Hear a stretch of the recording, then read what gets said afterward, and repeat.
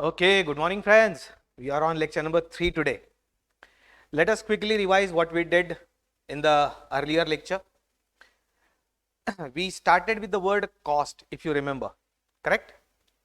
Cost is the monetary value of all sacrifices made to achieve an objective. Just try to recall with me. Cost is the monetary value of all sacrifices made to achieve an objective. And these sacrifices are three types, which are known as three elements of cost. That is material cost, labor cost, and overheads cost. So cost is classified into three parts: material, labor, and overheads, known as three elements of cost. But these three are practical elements of cost. Theoretically, the elements of cost are material, labor, and expenses. If you remember, material, labor, and expenses are theoretically the correct classification of cost, or three elements of cost. And then all these three were further divided into two parts: direct cost, indirect cost. That is direct material, indirect material; direct labor, indirect labor; direct expense, indirect expense. Then all the direct cost together, that is direct material plus direct labor plus direct expense together, is called as prime cost. Indirect material plus indirect labor plus indirect expense together is called overheads, if you remember.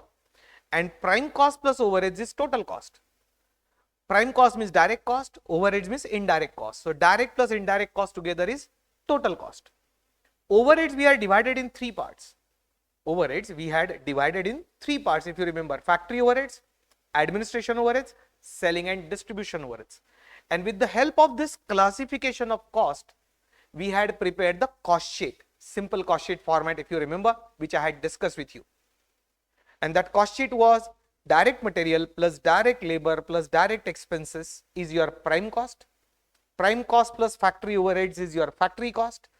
Factory cost plus administration overheads is cost of production. Cost of production add selling and distribution overheads is cost of sales. And cost of sales compared with sales, you will get either profit or loss. Then yesterday we had also discussed different methods of costing. First of all, costing was defined as the process or technique of ascertainment of cost. Means the way, the procedure through which you ascertain the cost, means you calculate the cost, is known as costing. And depending upon the type of business or nature of business, we have got various methods of costing. If you remember yesterday's discussion, it could be job costing, it could be batch costing, single output costing, contract costing, process costing, joint product by product costing, service costing, right, and so on, multiple costing. So in all these methods of costing, we are going to study in volume number 2. As I told you on day 1, you are going to get 4 volumes of notes. First volume is prime cost and overheads. Now you will understand what is prime cost and overheads, right? Second volume is all methods of costing, and third volume is techniques of costing. Now yesterday we had stopped at methods of costing. We could not start techniques of costing. So today I will discuss in brief about techniques of costing, and in detail we will be discussing it when we start with third volume of our notes. So let's start our today's journey from techniques of costing.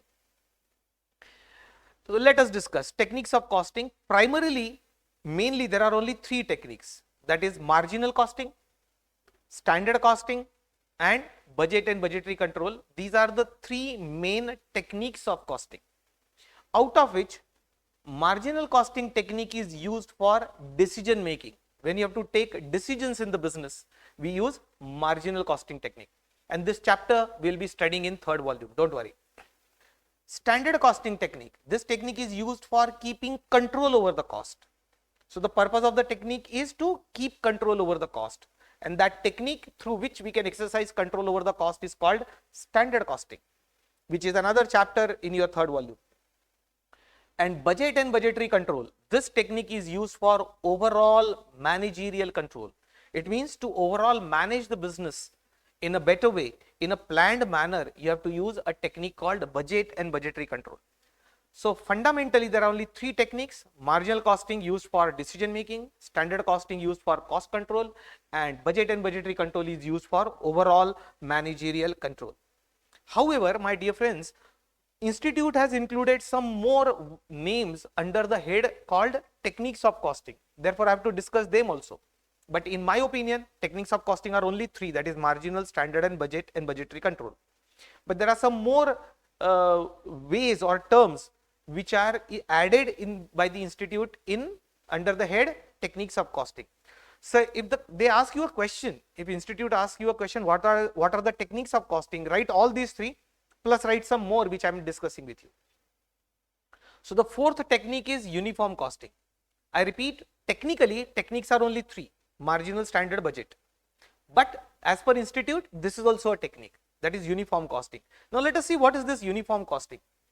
When a number of firms, means organizations in an industry, agree among themselves to follow the same system of costing in detail, adopting common terminology for various items and processes, then they are said to follow a system of uniform costing.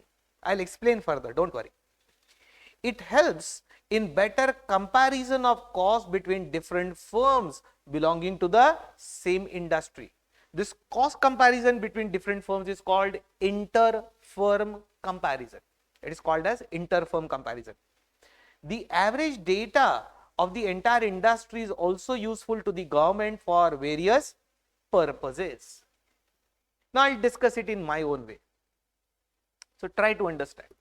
What is this uniform costing? It is uniform approach of calculation of cost. I repeat, it is uniform approach of calculation of cost. Now suppose there are 5 companies who manufacture cement. There are 5 companies who manufacture cement. A, B, C, D, E. These are the name of 5 companies. They all manufacture same quality of cement.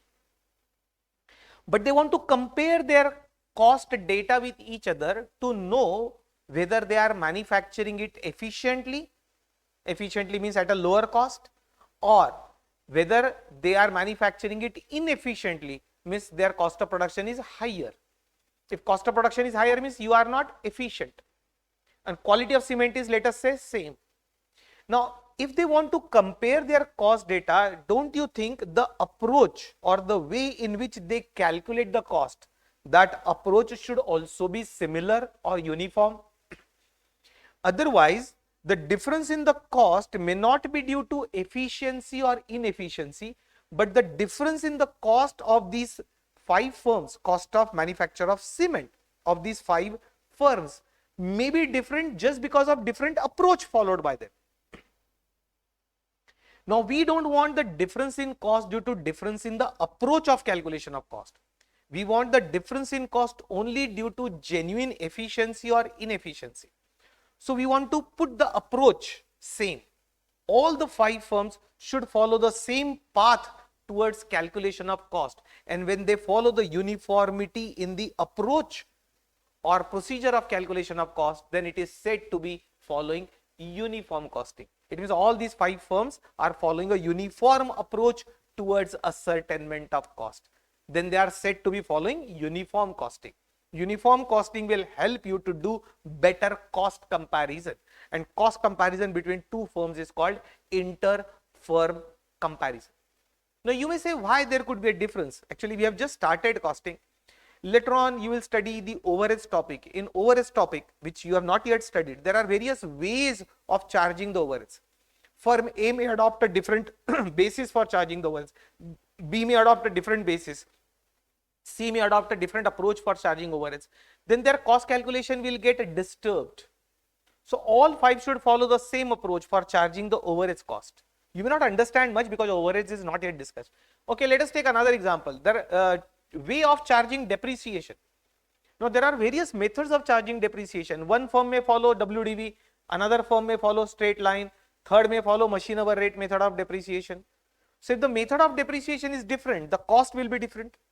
So we want uniformity in the approach. Then all 5 should follow one approach.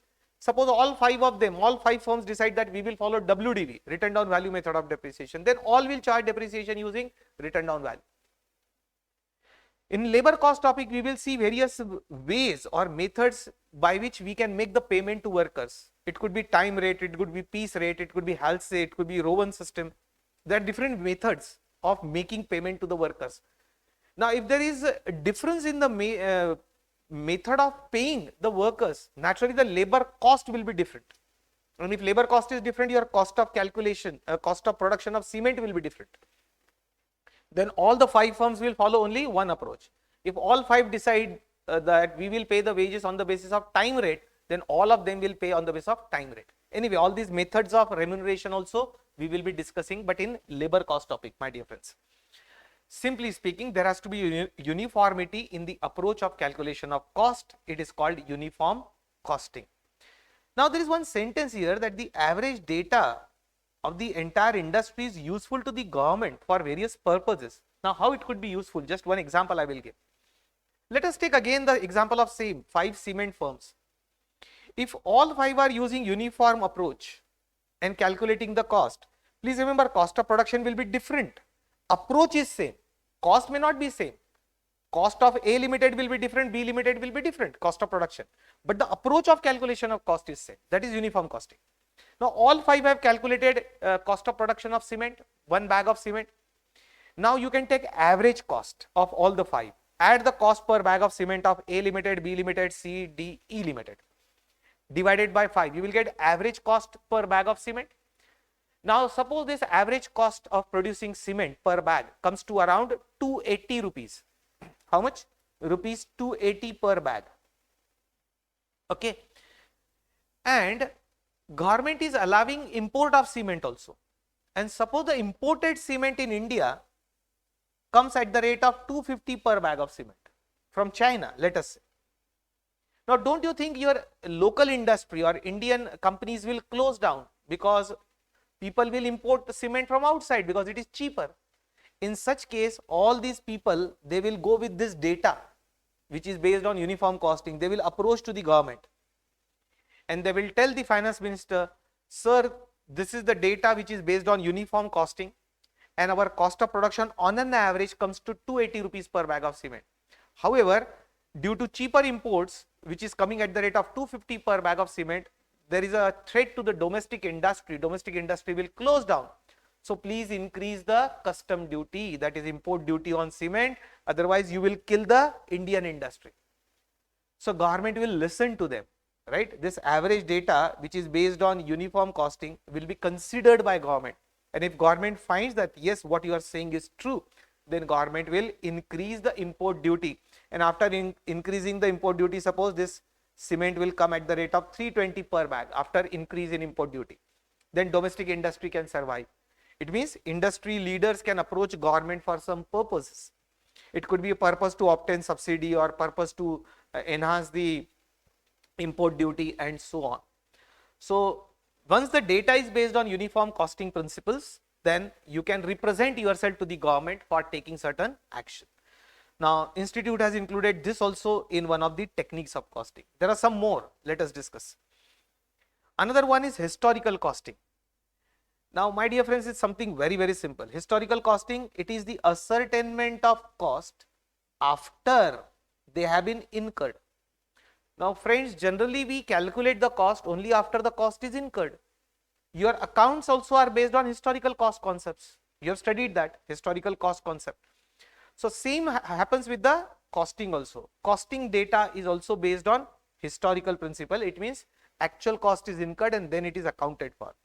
So, simply speaking, it is accounting of the past cost, that is historical cost, is known as historical costing. In my opinion, it is not a technique of costing, but as per institute's opinion, it is a technique of costing. Can't help. In my opinion, techniques of costing are only 3: marginal, standard and budget. The rest all is for institute satisfaction you have to write. This is one more technique which institute has included in the module, and that is absorption costing. Now, what is this? I will discuss it in brief because we are going to discuss this absorption costing in detail along with marginal costing chapter.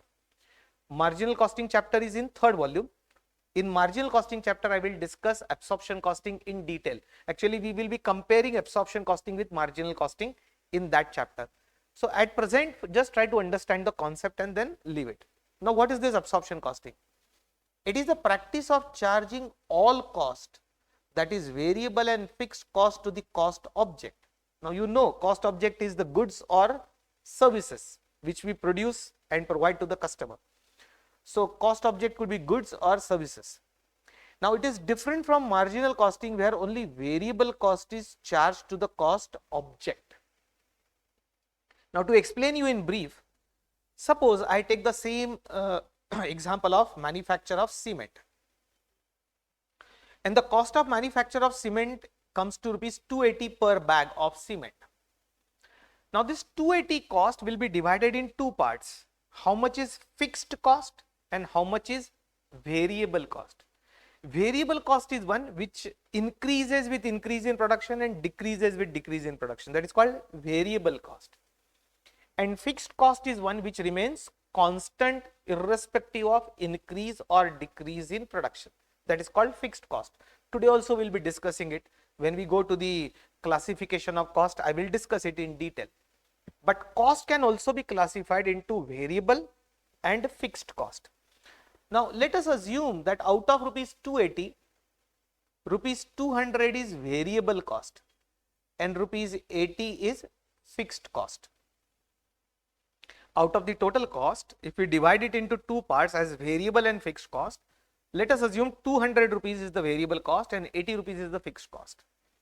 Now, you have manufactured a cement. You will say cost of manufacture of cement as 280, means variable plus fixed. If you are saying your cost of production of cement is 280, it means you are using absorption costing.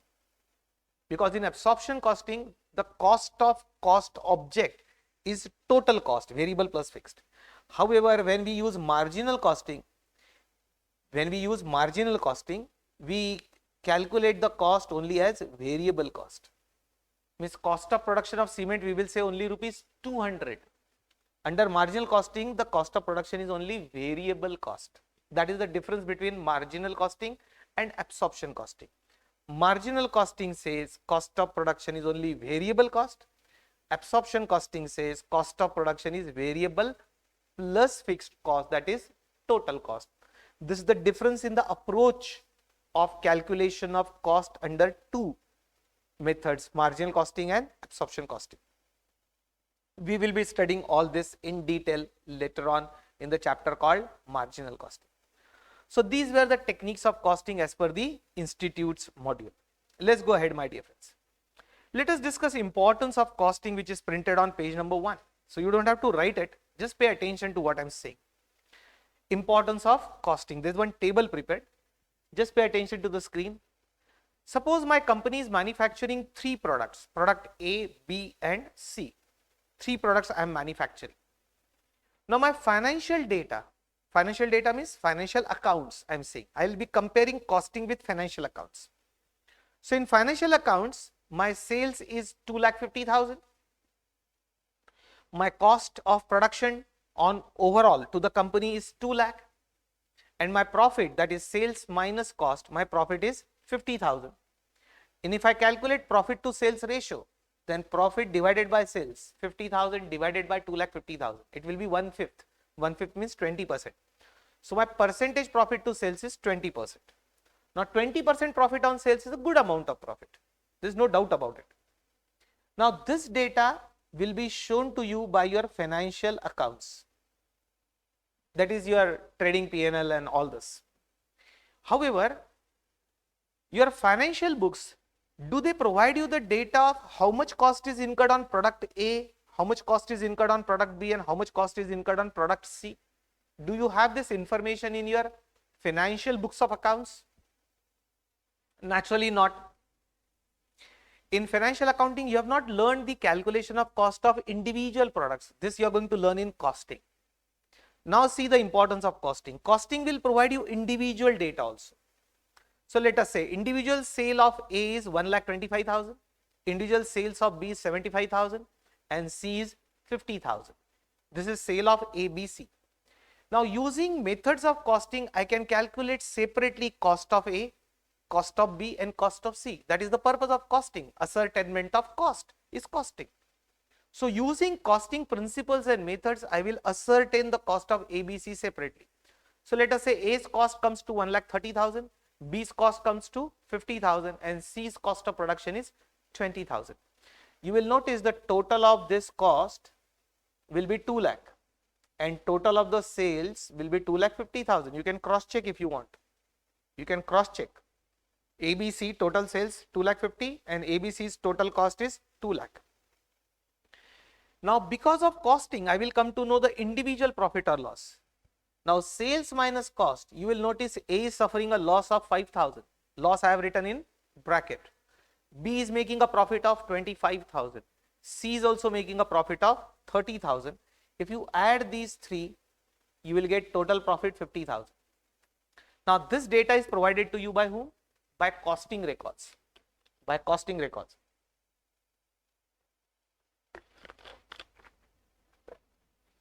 Now don't you think that costing has provided you an additional information where you come to know that A is suffering a loss and product B and C are making profits. If you calculate this profit or loss as percentage of sales, you will come to know that A is making 4% loss on sales. B is making a profit 1/3 on sales, that is 33.33% on sales, and C is making a profit of 30 divided by 50,000. It means 60%, right? This is the profit. So two products are making profit and one product is suffering a loss. This information is provided by costing. So what we will do now, once this data is known to us, we will drop A. Why we should manufacture A when it suffers the loss? So we will manufacture and sell only B and C. This information is provided to you by costing, that one of the product is a loss making product and we can take a decision based on this information. We may drop production of A and now we will be left only with B and C. Now take the total of sales of B and C. A I have dropped. The total sales will become 1,25,000. Total cost 50,000 plus 20,000 will become 70,000 and total profit will become 55,000. Now earlier you were earning a profit of 20% on sales, overall profit. Earlier you were earning 20% on sales. Now see, by dropping A, how much profit you can earn? What is the percentage profit? 55,000 divided by 1,25,000. Do it. 55,000 divided by 1,25,000 into 100. What is the percentage profit now? It is, you are right, 44%. So our profitability position has increased from 20% profit, it has gone to 44%. Are you getting it? So costing will help you to improve your performance, your business performance, because costing will identify the areas of inefficiency and either you can improve them or inefficient products you will stop producing them. And therefore I utter a sentence that a limitation of accounting gave birth to costing, right? Limitation of financial accounting has given birth to emergence of cost accounting. Limitations of financial accounting. Financial accounting has got limitations. It provides you the data at the organization level, at overall level, but not individual product wise or department wise data. This is not provided by costing, by financial accounts, but that is provided by costing. So limitation of financial accounting gave birth to cost accounting, and limitation of cost accounting gave birth to management accounting. Limitation of cost accounting gave birth to management accounting. So I have uttered one new word, management accounting. My dear friends, that management accounting is nothing but those three techniques of costing, that is marginal costing, standard costing and budgetary control.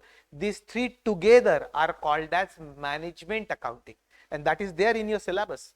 Therefore the name of your subject is cost and management accounting. Cost and management accounting. It means you will be studying cost accounting also and management accounting also. Management accounting is one level up, one level higher than cost accounting, because cost accounting deals only with ascertainment of cost. But based on that data, when you have to take managerial decisions, right, then those techniques of costing, which is known as management accounting, helps you to take those business decisions, helps you to keep control over the cost, helps you to manage the overall business, which is these purposes are not served by cost accounting. Therefore, I said limitation of cost accounting gave birth to management accounting, and limitation of financial accounting gave birth to cost accounting. Let's go further, my dear friends. We'll discuss various types of cost now. Now, you may please open page number 3. Go to page number 3. You will find one diagrammatic presentation of various types of cost written there, right? And I'll be moving clockwise. I'll also open that page. I'll show you that page. It's here. Page number 3, you will find something like this. Different classification of cost means different type of cost, right? So cost word is kept in the center, and various types of classification of same cost. My dear friends, same cost we will study from different angles, same cost. And I will start clockwise, means I will start from here. I will start the discussion from time based cost. I will discuss these 3. Then I will discuss controllability based cost. Then I will discuss normality based cost, and so on. Are you getting it? So we are going to discuss variety of costs, variety of types of cost, or different classification of cost. And friends, let me tell you, all this the description or the explanation is printed below here. Just check. Like here I have discussed all this. Few lines I have written: historical cost, current cost, budgeted cost, controllable cost. Don't worry. It means this diagram only gives you the names of cost, and the explanation of this cost is given below. And I am going to explain it from the screen also. Okay, I am going to explain all this from the screen, so you don't have to write, because explanation is printed on pages ahead. This diagram is on page number 3. You will find explanation is printed on page number 4 of your notes, and 5 of your notes, page number 6 of your notes, and so on. Okay, so I am going back to the screen now. I am taking you back to the presentation. From here I will discuss. I will move clockwise, right? One by one. Okay, let's start. Time based classification of cost. I am starting with 12 o'clock. Time based classification, and then we'll move ahead. When cost is classified on the basis of time, see, the name includes the meaning. We are classifying same cost on different parameters. I am classifying the cost based on time. When we divide anything on the basis of time, it becomes either past, present, or future. That is how we say past, present, or future. Past cost is called historical cost.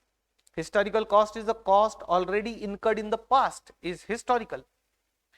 Current cost, that is present cost, that is cost incurred at present, that is current cost. And future cost is also known as budgeted cost, because when you prepare the budget is always prepared for future. So budgeted cost is always calculated for future. So budgeted cost and future cost means one and the same. That is cost which is yet to be incurred, or also known as estimated cost. For example, suppose we want to calculate your cost of becoming a CA, cost of becoming a chartered accountant for a student. Now, in your case, if we follow this, then you are in intermediate. You have already incurred some cost to pass a CA foundation. So the cost incurred to clear CA foundation is your historical cost.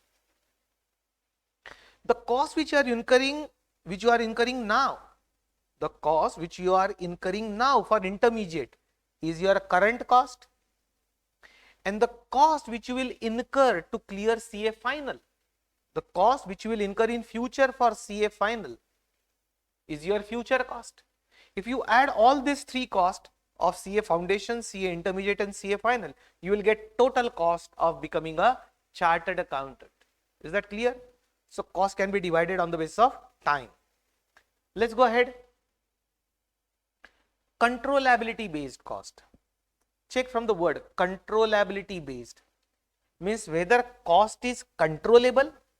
Is it in your control? If cost is in your control, then it is controllable. If it is beyond your control, then it is non-controllable or uncontrollable cost. As simple as that. Now, some of the cost might be in your control, some of the cost may not be in your control. Let us discuss. Controllable cost, that is the cost which is in our control, are also known as avoidable cost or discretionary cost. I will discuss these 2 words, don't worry.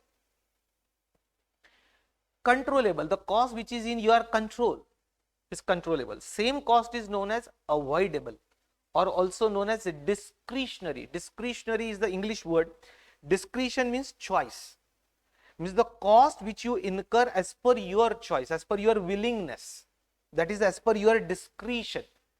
यानी आपको वो खर्चा करना है तो करो, नहीं करना है तो मत करो. That is your choice. That is your discretion. अब एग्जाम्पल के लिए ले लेते. सीए बनते समय, while doing CA, there are certain costs which are in your control and there are certain costs which are beyond your control. तो आपके control में कौन कौन सी कॉस्ट है सीए करते समय? ये जो आपने अभी कॉस्टिंग की बैच ज्वाइन की है, इसके जो पैसे दिए, ये आपके हाथ में था ये बैच ज्वाइन करना, यानी राकेश अग्रवाल से कॉस्टिंग पढ़ना या किसी और टीचर से पढ़ना, या फेस टू फेस बैच में पढ़ना या वीडियो लेक्चर में पढ़ना, या बैच ज्वाइन नहीं करना, सेल्फ स्टडी करना, ये सब आपके हाथ में है. So this coaching fees which you are paying to the teachers is a controllable cost. It is in your control. It is your choice where to join and what fees to pay. If you want, you can study from the material, study material of the institute without joining any coaching class. That is also possible. Earlier in our days, people used to do CA by doing self-study only. There were no coaching classes available in those days. I am talking more than 30 years back. तो दोस्तों, जो cost आपके control में, यानी आपकी मर्जी से आप खर्चा करते, वो हुई कंट्रोलेबल कॉस्ट. आपकी मर्जी से, यानी cost is at your discretion. आप चाहते तो ये फीस बचा सकते थे कॉस्टिंग, इट इज अवॉइडेबल. आपके हाथ में था ये. आप बैच ज्वाइन नहीं करते तो आपकी फीस बच जाती. तो ये हुई अवॉइडेबल या कंट्रोलेबल कॉस्ट. नेचुरली अब अनकंट्रोलेबल की बात करेंगे. Non controllable cost, that is the cost which is beyond our control. आपके कंट्रोल के बाहर है वो कॉस्ट. इन अदर वर्ड्स, इसी को हम बोलते हैं अनअवॉइडेबल कॉस्ट. आप इस कॉस्ट को अवॉइड नहीं कर सकते, ये खर्चा लगने ही वाला है. और इट इज नॉन डिस्क्रिशनरी, यानी आपकी चॉइस नहीं है, आपके चॉइस से ये कॉस्ट नहीं चलती है, वो लगने ही वाली है. अब एग्जांपल के लिए सीए करने की कॉस्ट ही देखते. मैंने बताया था coaching fees of this different classes is avoidable, it is controllable. लेकिन इंस्टीट्यूट की रजिस्ट्रेशन फी आप अवॉइड कर सकते? नहीं कर सकते. सीए कोर्स करना तो इंस्टीट्यूट की फीस देनी पड़ेगी. फिर उनको एक आईटीटी ट्रेनिंग की फीस रहती है, वो इंफॉर्मेशन टेक्नोलॉजी वाली ट्रेनिंग, आईटीटी ट्रेनिंग, उसकी भी आपको फीस भरनी पड़ेगी. आपको एग्जाम फीस भरनी पड़ेगी. ये अनअवॉइडेबल है, ये नॉन कंट्रोलेबल है, आपके कंट्रोल के बाहर है, आप कुछ नहीं कर सकते उसको. तो इंस्टीट्यूट से रिलेटेड जितनी फीस है वो सब नॉन कंट्रोलेबल है, वो कंपल्सरी आपको देना ही है, वो आपके हाथ में नहीं है, वो unavoidable fees. I hope you got the difference between controllable and uncontrollable.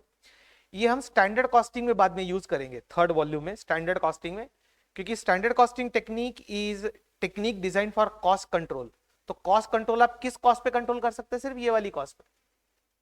तो हम स्टैंडर्ड कॉस्टिंग टेक्निक जो लगाते हैं वो सिर्फ कंट्रोलेबल कॉस्ट के लिए लगाते हैं. नॉन कंट्रोलेबल कॉस्ट के लिए आप लगा ही नहीं सकते स्टैंडर्ड कॉस्टिंग टेक्निक, क्योंकि वो आपके कंट्रोल में है ही नहीं, वो आपके हाथ में है ही नहीं. Let's go further. Normality based cost. अब ये नाम के अंदर देखो मीनिंग, नॉर्मेलिटी बेस्ड यानी कॉस्ट जो नॉर्मली लगती है बिजनेस करते समय, जो कॉस्ट नॉर्मली लगने ही वाली है, उस कॉस्ट को हम बुलाते हैं नॉर्मल कॉस्ट. और जो कॉस्ट लगनी नहीं चाहिए बिजनेस करते समय लेकिन लग गई, कभी कभार लग जाती है, उसको हम बुलाते हैं एबनॉर्मल कॉस्ट.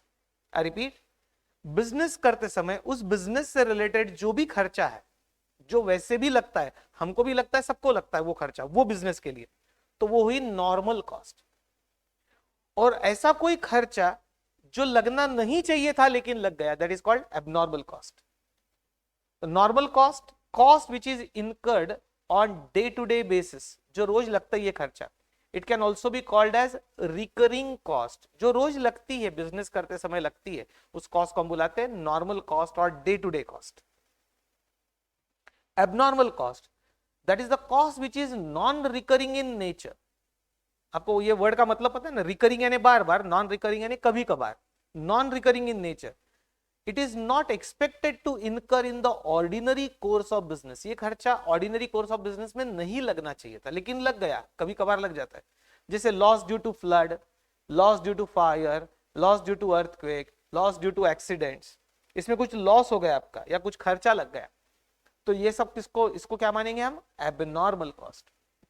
अब एक बात ध्यान से समझ लेना जो कॉस्टिंग में थ्रू आउट कॉमन है, थ्रू आउट कॉस्टिंग एंड तक, right?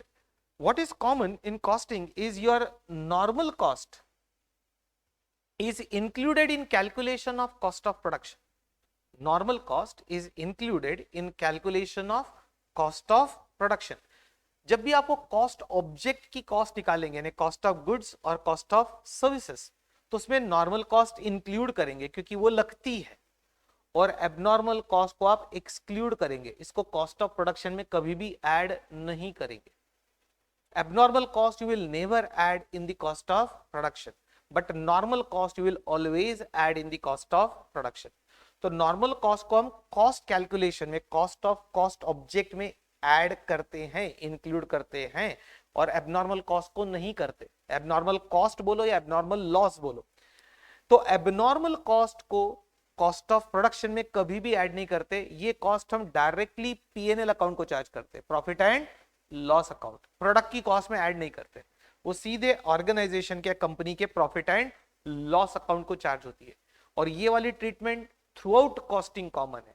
Normal cost is adjusted in cost of production and abnormal cost is always charged to profit and loss account. एक जस्ट एग्जांपल देता हूं कि समझो आपका बिजनेस है सब्जियां और फल खरीद के बेचना, यानी you are a vegetable and fruit vendor. Vegetable and fruit vendor. अब ये जो बिजनेस है वेजिटेबल और फ्रूट वेंडर का, इसमें सब्जियां और फल खराब हो जाते हैं कभी कभी, कुछ परसेंटेज सब्जी खराब हो जाती है जो बिक नहीं पाती, तो उसकी वजह से जो नुकसान होता है वो नॉर्मल लॉस है, क्योंकि आपका बिजनेस ही पेरिशेबल गुड्स का है. या आप मिल्क बेचते हो तो मिल्क भी पेरिशेबल आइटम है, उसमें कुछ नुकसान होता है, वो लॉस नॉर्मल है. वो नॉर्मल लॉस को हम प्रोडक्शन कॉस्ट में एडजस्ट करते हैं. लेकिन कोई एबनॉर्मल लॉस हो गया, राइट, जो एक्सपेक्टेड नहीं था, जो एक्सपेक्टेड नहीं था. आपका सब्जी का, वेजिटेबल्स का ट्रक या फ्रूट्स का ट्रक ही एक्सीडेंट में पलट गया और पूरा ही नुकसान हो गया, तो वो लॉस को हम कॉस्ट ऑफ प्रोडक्शन में एडजस्ट नहीं करते, वो प्रॉफिट एंड लॉस अकाउंट को चार्ज करते, क्योंकि वो क्या है, abnormal cost. So abnormal cost is excluded in calculation of cost of production and normal cost is added in the calculation of cost of production. ये treatment throughout costing common है, जो हम आगे भी और पढ़ेंगे. अब चलते हैं association based cost.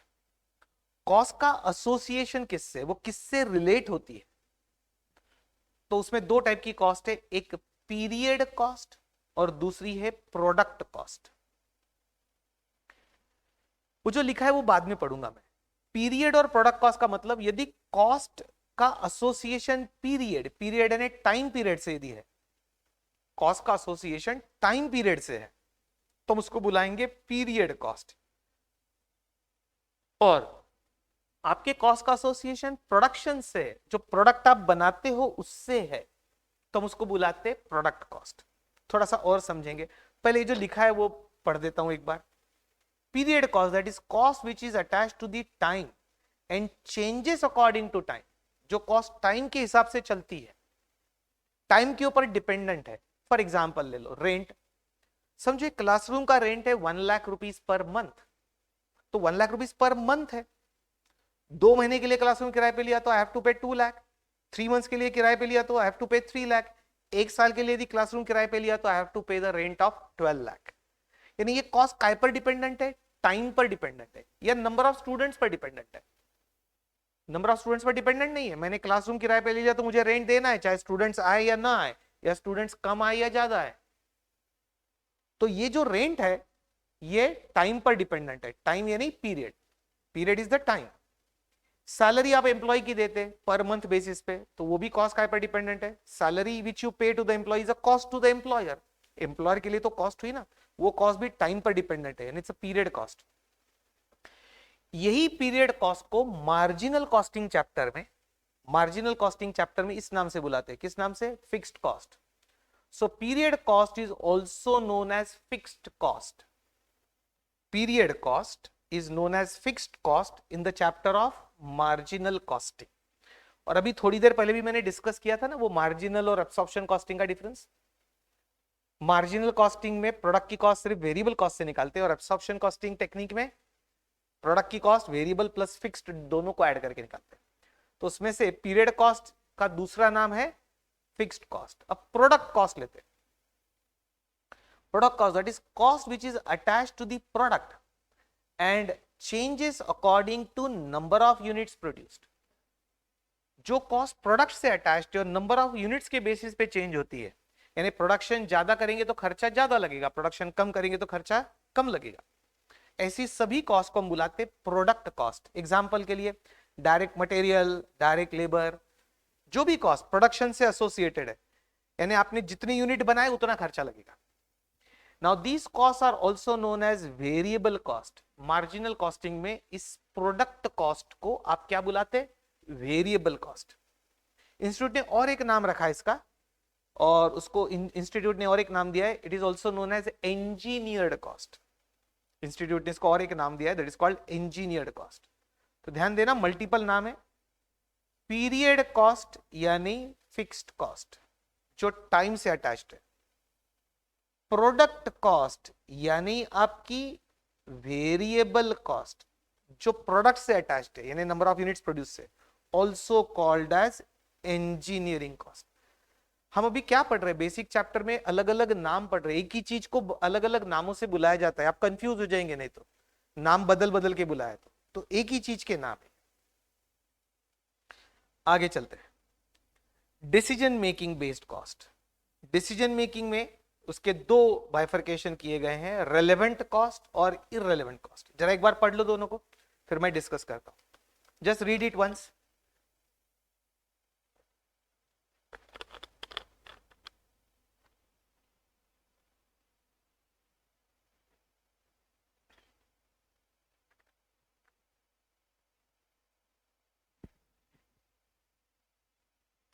Gone through?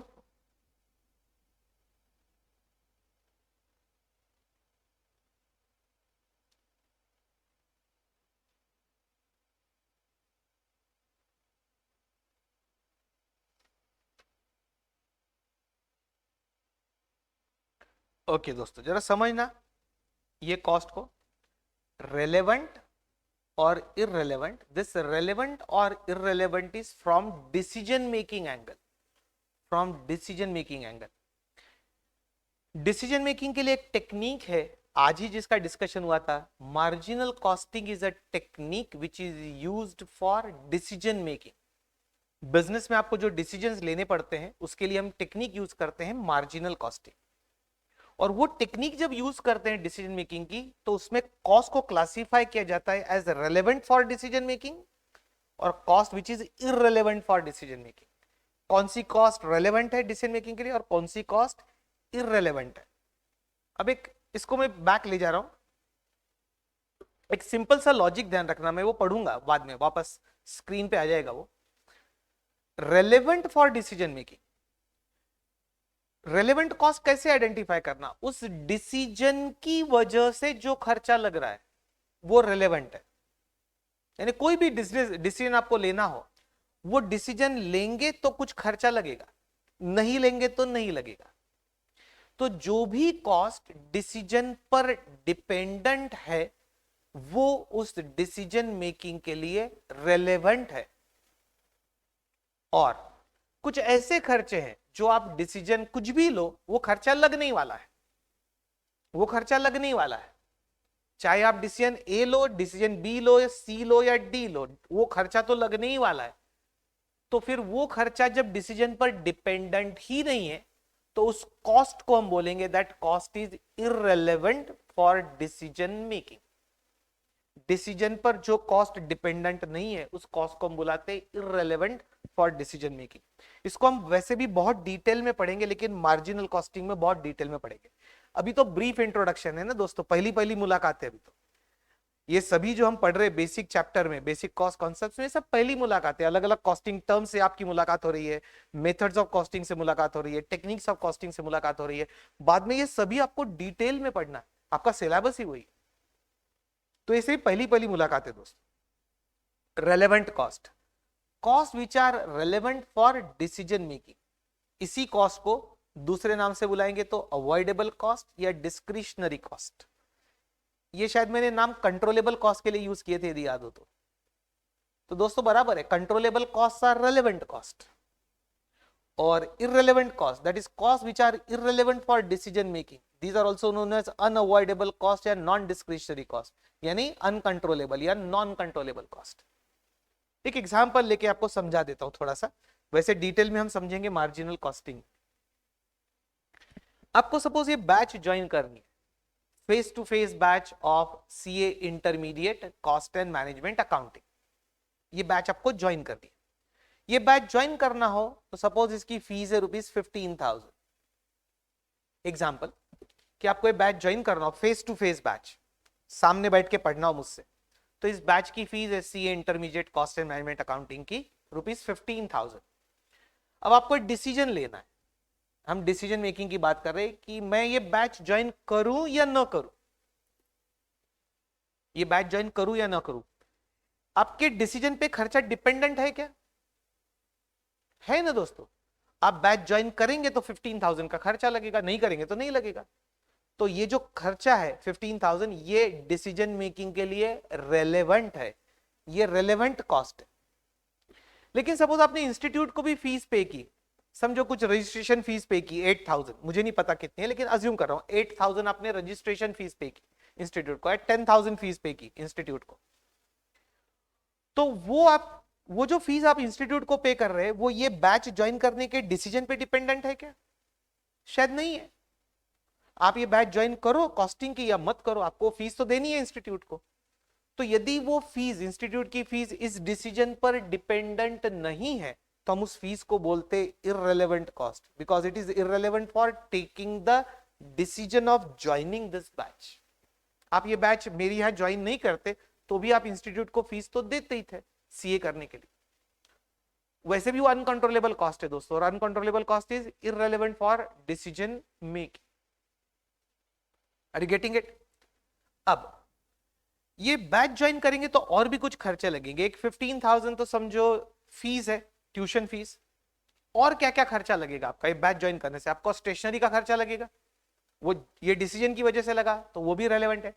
आपका ट्रैवलिंग का खर्चा लगेगा, आपके घर से या हॉस्टल से यहाँ आना और जाना, ये ट्रैवलिंग का जो खर्चा लग रहा है ये भी रेलेवेंट है डिसीजन मेकिंग के लिए.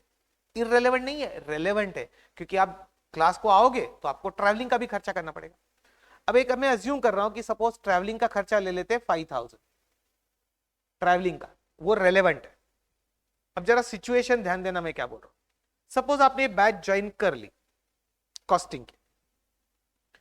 अब ये बैच के बाद, कॉस्टिंग के लेक्चर के बाद, इसी बिल्डिंग में, इसी प्रीमाइसेस में समझो एक टैक्सेशन सब्जेक्ट की भी बैच है, टैक्स वाले सब्जेक्ट की.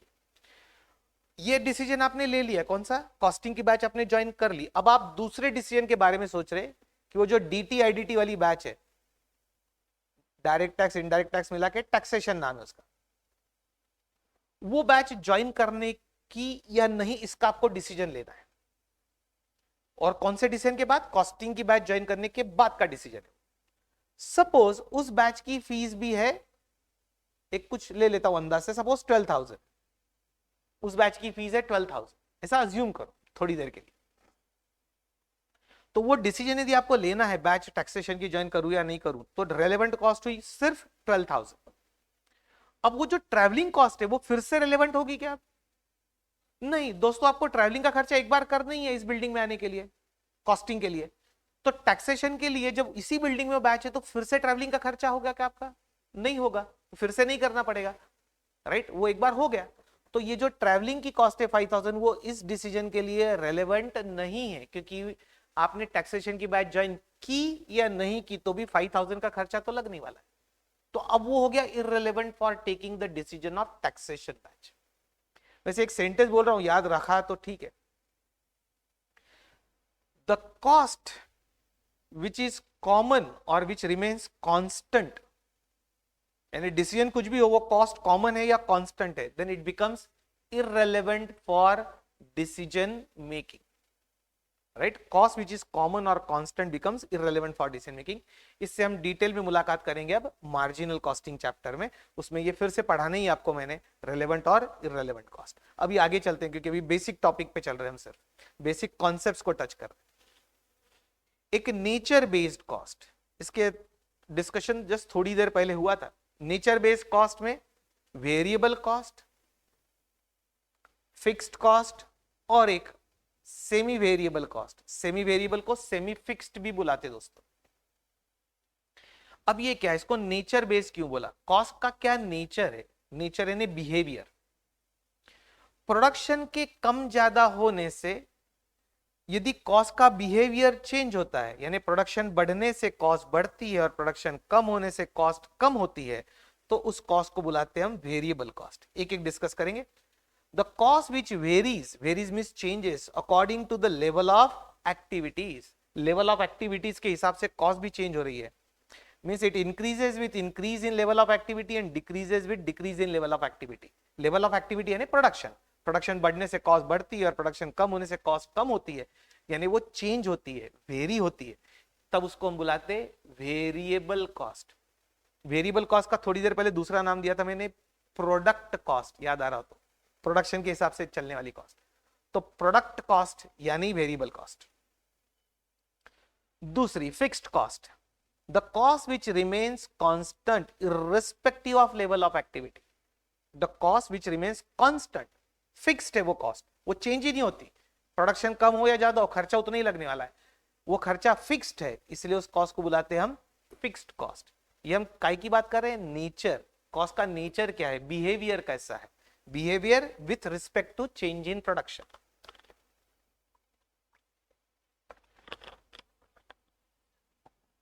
एक एग्जांपल के लिए ले लेते दोस्तों, ये क्लासरूम का जो रेंट है ये नंबर ऑफ स्टूडेंट्स पर डिपेंडेंट नहीं है, तो मैं इसको क्या बोलूंगा? Fixed cost. फिक्स्ड कॉस्ट का दूसरा नाम था पीरियड कॉस्ट, यदि आपको याद आ रहा हो, पीरियड कॉस्ट।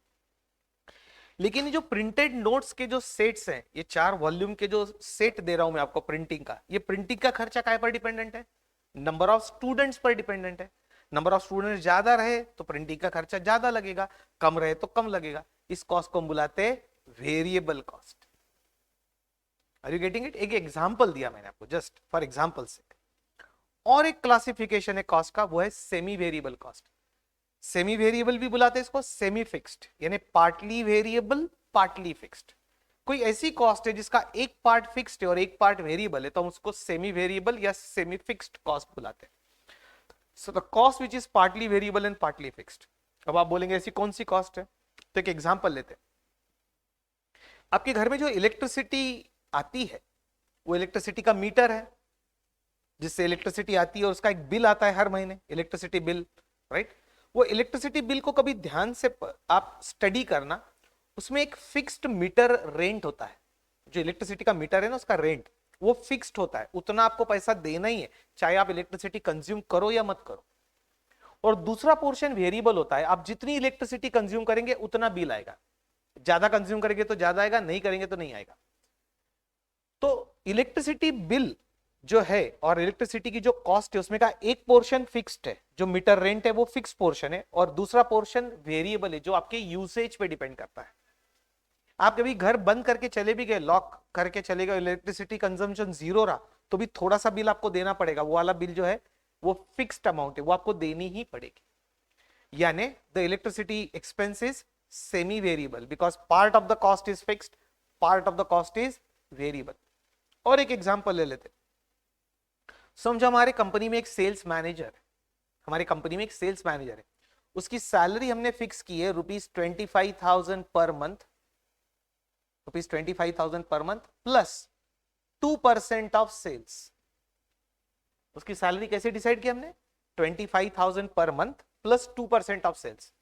अब आप उसकी जो टोटल सैलरी उसको देंगे, उसमें का एक पोर्शन फिक्स्ड है, कौन सा? 25,000 पर मंथ, वो आपको देना ही है, प्लस 2% ऑफ सेल्स, यानी जितना सेल होगा उसका 2%, और सेल ज्यादा हुआ तो कमीशन ज्यादा देना पड़ेगा, सैलरी ज्यादा देनी पड़ेगी, सेल कम हुआ तो कम देनी पड़ेगी। तो ये वाला पोर्शन हुआ वेरिएबल और ये वाला पोर्शन हुआ फिक्स्ड, यानी उसकी जो सैलरी है वो सेमी वेरिएबल हुई। तो ऐसे जो भी खर्चे हैं जो पार्टली वेरिएबल पार्टली फिक्स्ड, उसको हम बुलाते हैं सेमी वेरिएबल कॉस्ट। दोस्तों ये वाला जो क्लासिफिकेशन ऑफ कॉस्ट है ना, nature based classification of cost, इसकी जरूरत हमको ये वाले चैप्टर में पड़ेगी, marginal costing. Marginal costing chapter में जब भी हम पढ़ेंगे, बहुत एंड में पढ़ेंगे, मार्जिनल कॉस्टिंग चैप्टर में जो भी खर्चा दिया है उस खर्चे को हम डिवाइड करते हैं कि वो वेरिएबल है या फिक्स्ड है, और यदि वो सेमी वेरिएबल टाइप का निकला तो सेमी वेरिएबल को भी हम दो पार्ट में बांट देते, उसमें का फिक्स्ड कॉस्ट अलग और वेरिएबल कॉस्ट अलग कर देते, सेमी वेरिएबल के दो हिस्से कर देते। So this classification of cost will be used in the chapter called marginal costing. अभी सबसे मुलाकात करते चलो, थोड़ा थोड़ा पढ़ते चलो, राइट? डिटेल में बाद में मुलाकात होने वाली है। अब फंक्शन बेस्ड कॉस्ट, अब फंक्शन बेस्ड कॉस्ट यानी क्या? तो जो खर्चा लग रहा है उससे which function of management is performed.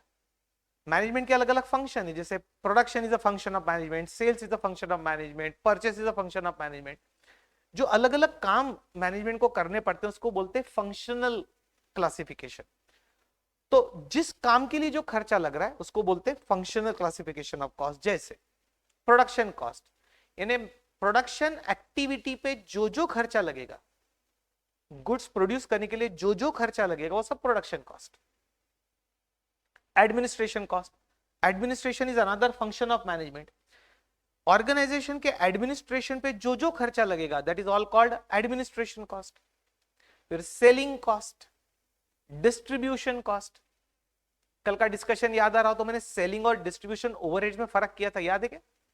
Selling cost या selling overheads is the cost incurred to generate the demand and distribution cost is the cost incurred to satisfy the demand. ऐसा कल डिस्कशन हुआ था। Selling cost is the cost incurred to generate the demand and distribution cost is the cost incurred to satisfy the demand.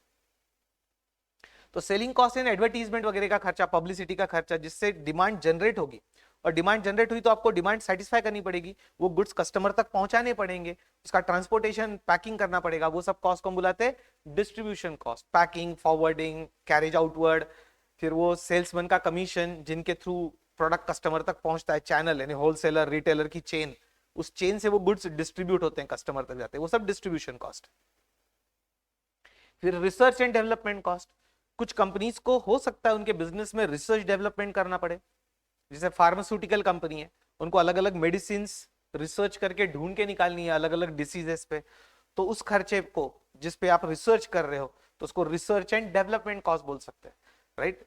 Generally कुछ बड़ी बड़ी companies में research and development का अलग से एक डिपार्टमेंट ही रहता है जिनका काम ये रिसर्च डेवलपमेंट करना, तो उस पर जो भी खर्चा होगा वो रिसर्च एंड डेवलपमेंट कॉस्ट है। कन्वर्जन कॉस्ट, दोस्तों ये एक टर्म है कन्वर्जन कॉस्ट, जरा ध्यान देना। कन्वर्जन कॉस्ट यानी आपका लेबर, लेबर यानी direct labour plus factory overheads together, साथ में दोनों को यदि ऐड कर दोगे तो it becomes conversion cost. I repeat, direct labour plus factory overheads together is called by a word conversion cost. अब इसको याद कैसे रखने का, how to remember that conversion cost? तो ध्यान रहे, मैं एक सेंटेंस बोल रहा हूं, आगे एक्सप्लेनेशन में कहीं लिखा होगा अगले पेजेस पे। Cost required to convert raw material into finished goods, cost which is required to convert raw material into finished goods is conversion cost। यानी ऐसा अज्यूम करो रॉ मटेरियल आपके पास ऑलरेडी है और उसको फिनिश गुड्स में कन्वर्ट करना है। रॉ मटेरियल ऑलरेडी है आपके पास, रॉ मटेरियल आपको सिर्फ फिनिश गुड्स में कन्वर्ट करना है। तो ये मटेरियल को फिनिश गुड्स में कन्वर्ट करने के लिए क्या क्या खर्चा लगेगा? मटेरियल तो ऑलरेडी है, लेबर नहीं लगेगा आपको कन्वर्जन के लिए, लेबर यानी मैन पावर, तो लेबर लगेगा।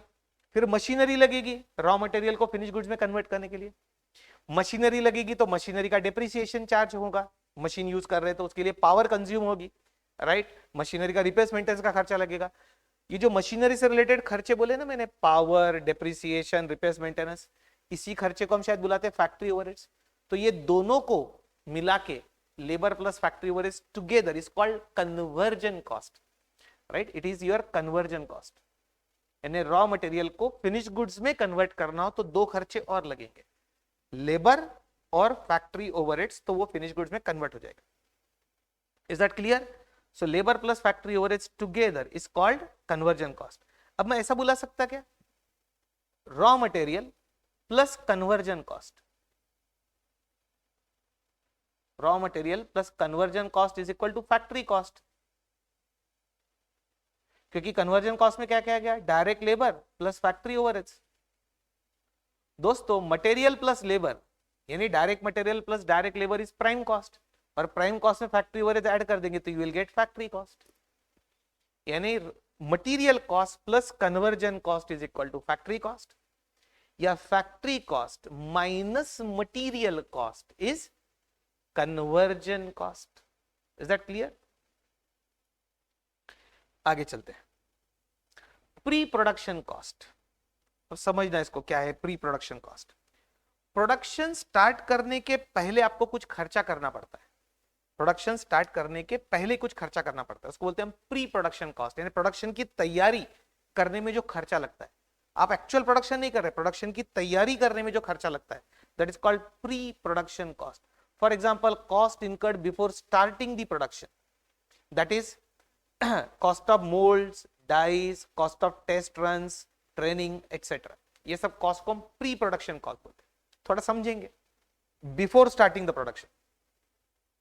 मोल्ड्स और डाइज यानी सांचा, किसी चीज को मैन्युफैक्चर करने के लिए उसका पहले सांचा बनाना पड़ता है, उसको बोलते हैं मैन्युफैक्चरिंग इंडस्ट्री में मोल्ड या die.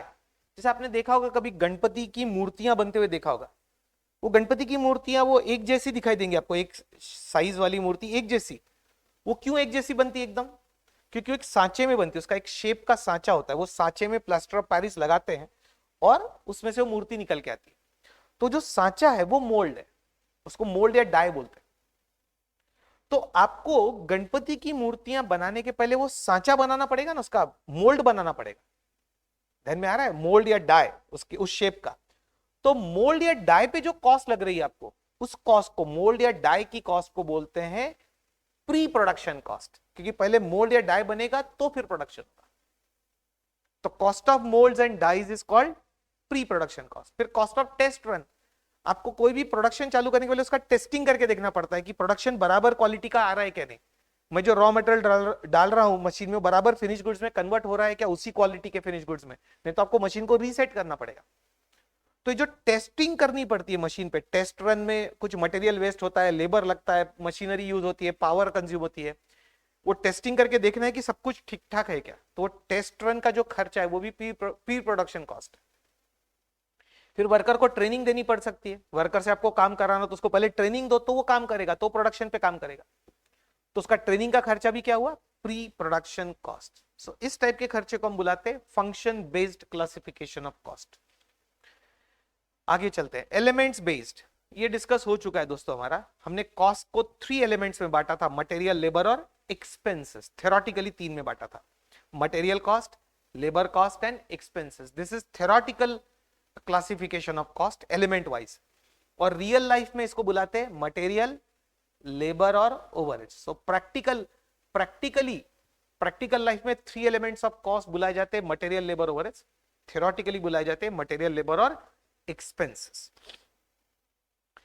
So we have already discuss them in detail, क्योंकि ये क्लासिफिकेशन से ही कॉस्ट शीट बनाई थी हमने, राइट? याद हो तो मटेरियल, लेबर, एक्सपेंसेस, और इस सबको डिवाइड किया था हमने दो पार्ट में, direct material plus indirect material, right? Direct labour plus indirect labour, और direct expense plus indirect expense. इसको सबको बुलाया था प्राइम कॉस्ट, और इनको सबको बुलाया था हमने ओवरहेड्स। पेमेंट बेस्ड, बड़ा इंटरेस्टिंग क्लासिफिकेशन है ये कॉस्ट का, payment based classification of cost. इसमें कॉस्ट के हम 2 पार्ट करते, एक्सप्लिसिट कॉस्ट और इम्प्लिसिट कॉस्ट। दोस्तों टेबल लिखने की जरूरत नहीं है, ये कहीं प्रिंटेड है, ये आपके पेज नंबर 6 पे प्रिंटेड है, तो लिखते मत बैठना, पेज 6 पे है वो प्रिंटेड है, सिर्फ समझ लो इसको। एक बार पहले आप पढ़ लो फिर मैं समझाता हूं। पेज 6 पे प्रिंटेड है, एक बार आप यहां से पढ़ लो फिर मैं समझाता हूं। ये बड़ा इंटरेस्टिंग क्लासिफिकेशन है कॉस्ट का, just have one look, have one reading.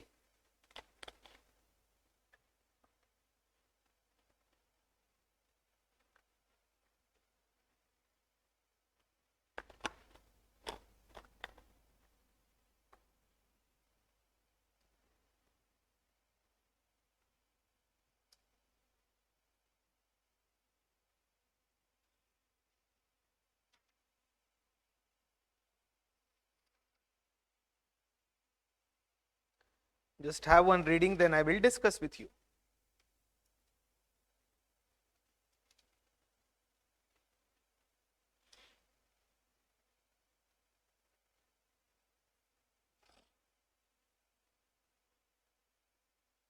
एक बार पढ़ लिया? ओके, जरा समझो। जो कॉस्ट का पेमेंट मुझे आउट ऑफ पॉकेट करना पड़ता है, एक्चुअल जेब से जो पैसा देना पड़ता है, उस कॉस्ट को हम बुलाते हैं एक्सप्लिसिट कॉस्ट।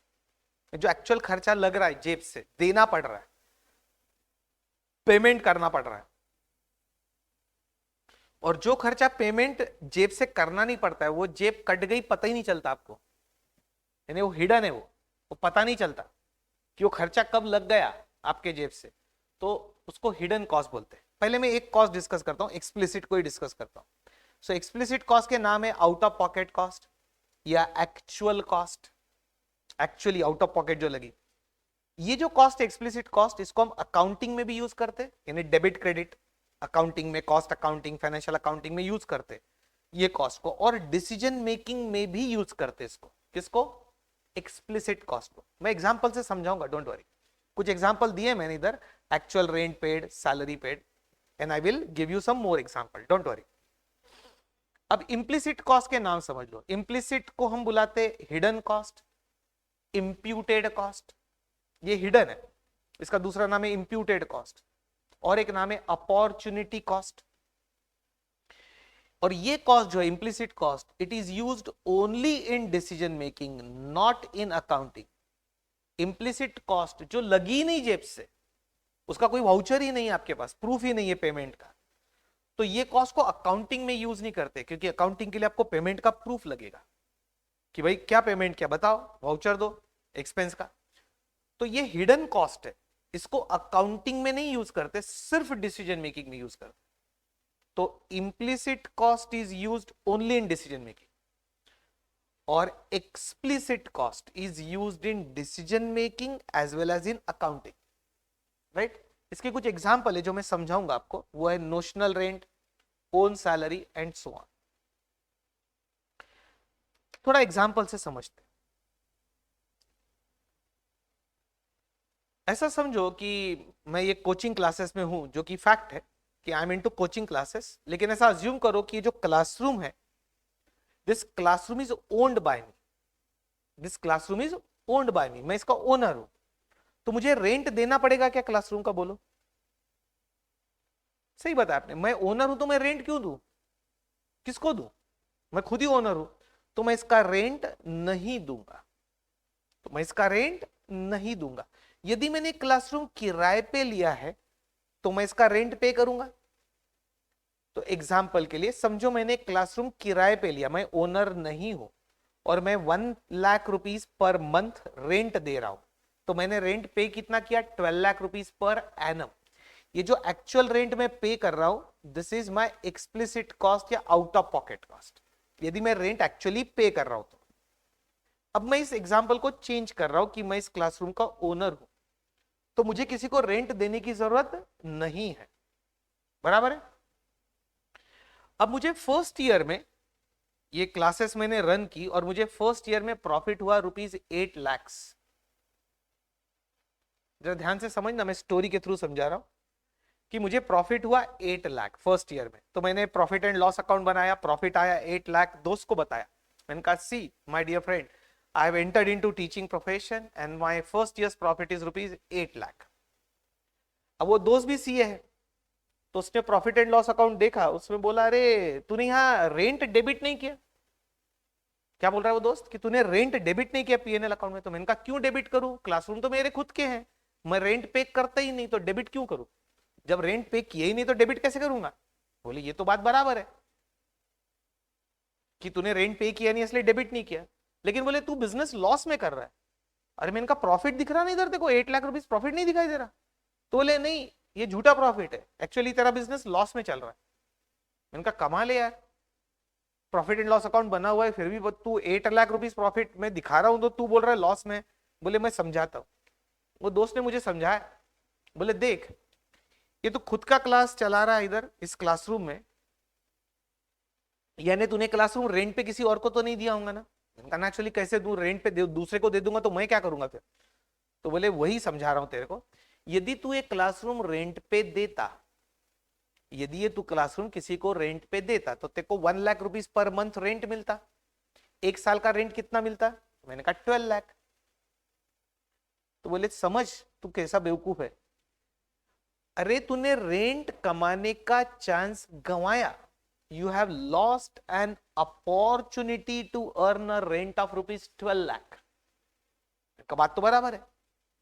बोले तूने जो प्रॉफिट कमाया ना 8 lakh, to earn that profit 8 lakh you are losing an opportunity to earn a rent of ₹12 lakh.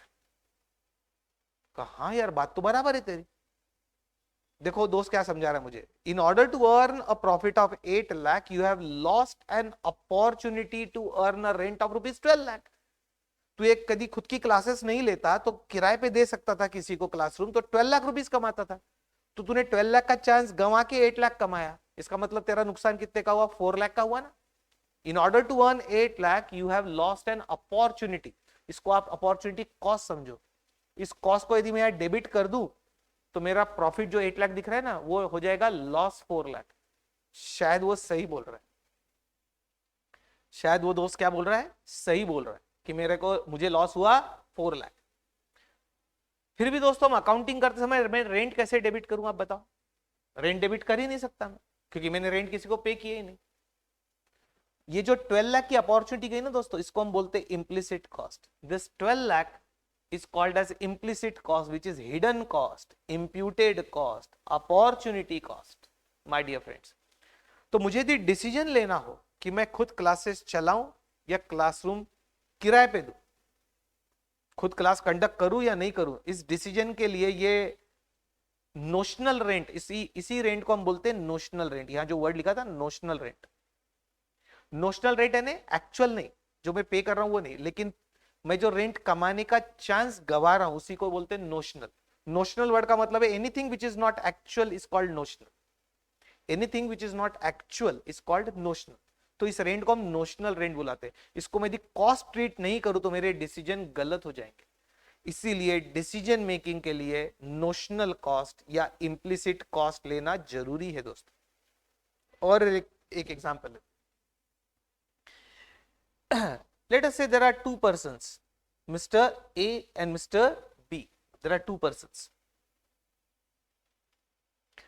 ये दोनों दोस्त जो है, दोनों दोस्त है मेरे A और B। मैं और एक एग्जांपल दे रहा हूं ये कॉन्सेप्ट समझाने के लिए, एक्सप्लिसिट और इम्प्लिसिट के लिए।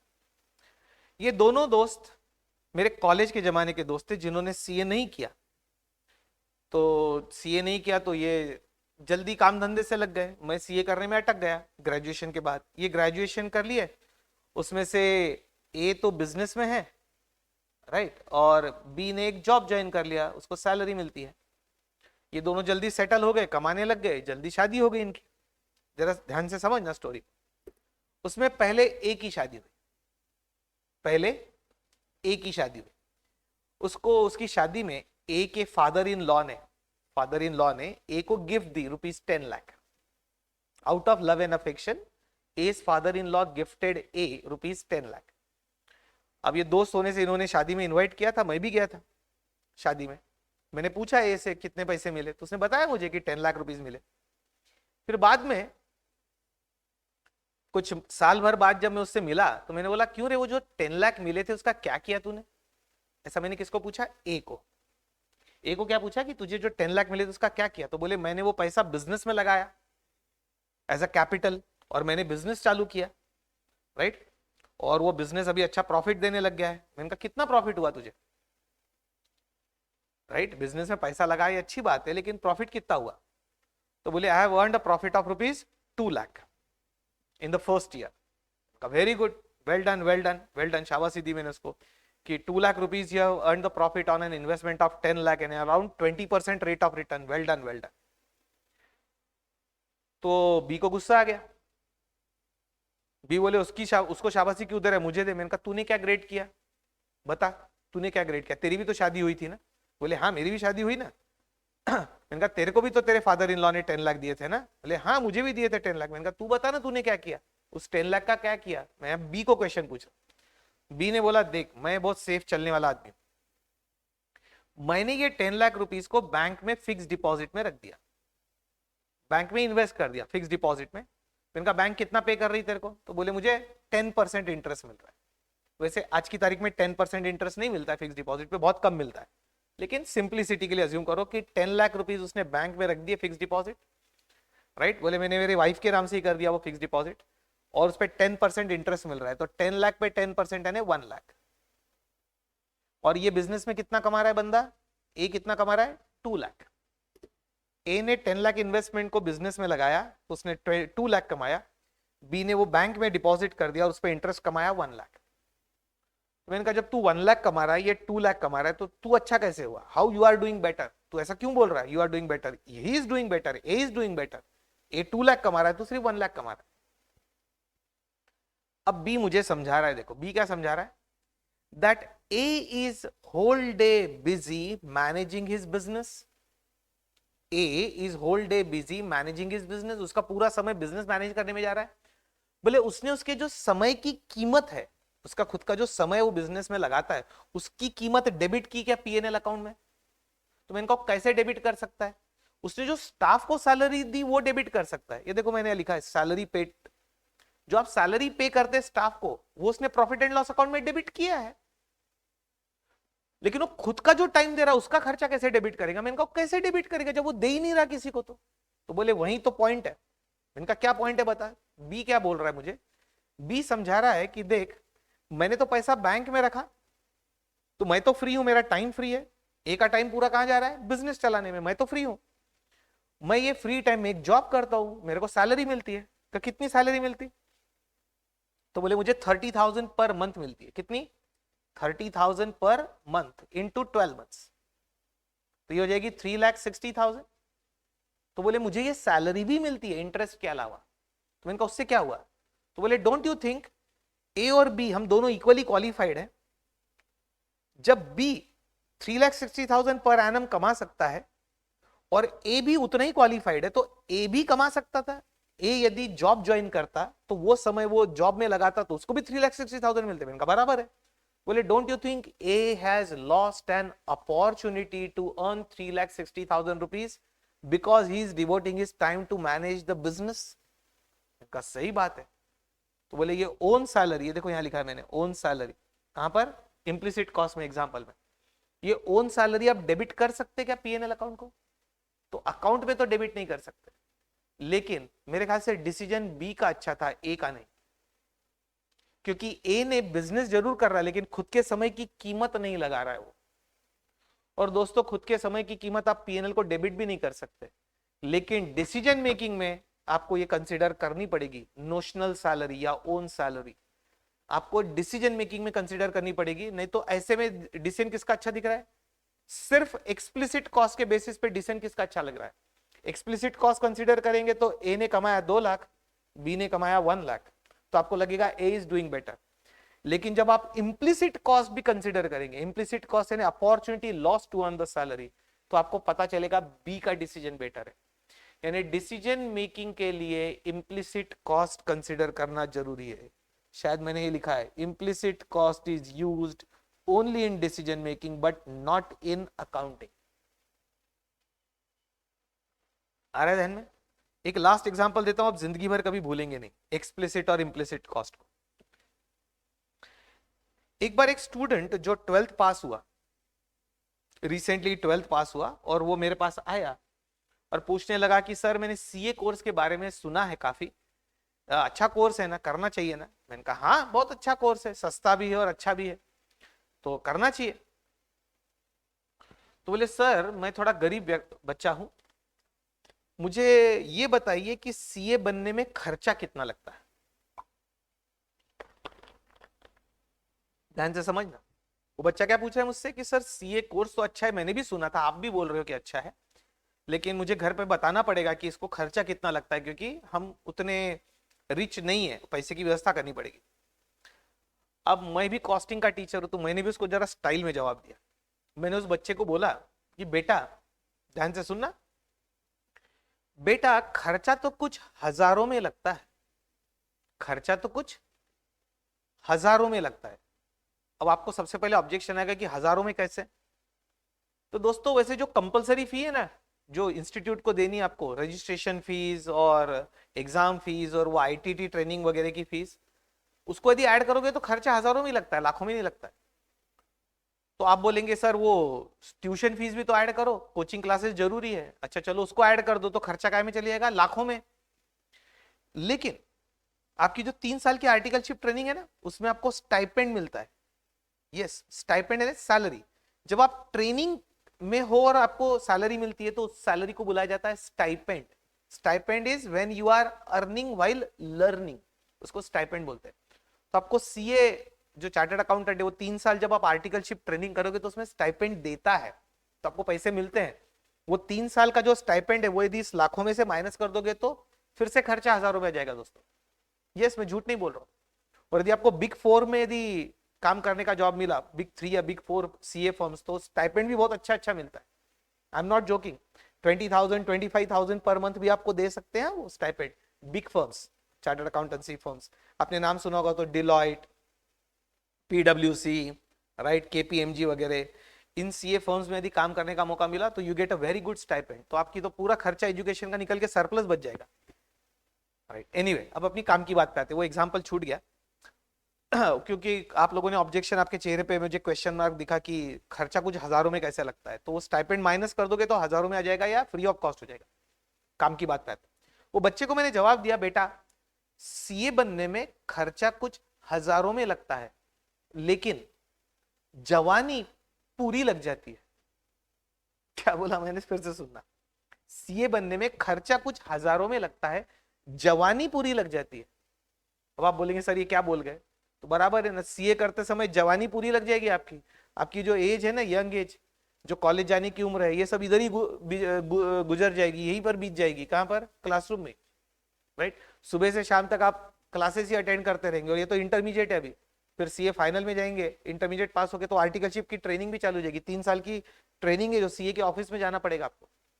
राइट, और यहाँ पर लेक्चर संडे को भी होते हैं, कभी कम पड़ गए तो, समय कम पड़ा तो संडे को भी लेक्चर लिए जाते, तो संडे के साथ जवानी पूरी लग जाती है।